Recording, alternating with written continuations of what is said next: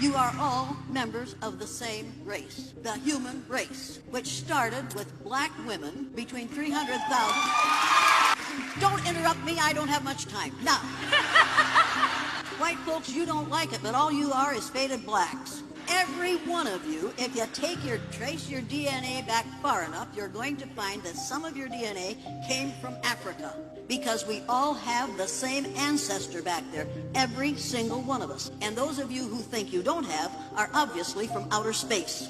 Now, that means that every one of us is a 30th to 50th cousin to every other person in this room. Well, every person in this room who considers himself or herself a biracial person, stand. Don't you stand.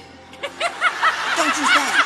People, we have to get rid of the language of racism. I'm not a teacher. Teachers dispense facts and figures so that they can get their kids ready for the end of school testing. I've been called a trainer. You train dogs and horses and members of the military. I don't train people. I'm an educator. The word educator comes from the root duck deuce, which means lead, the prefix e, which means out, the suffix ate, which means the act of, and the suffix or, which means one who does. An educator is one who is engaged in the act of leading people out of ignorance. In this country, we spend a lot of money on what we call education. It isn't education, it's indoctrination.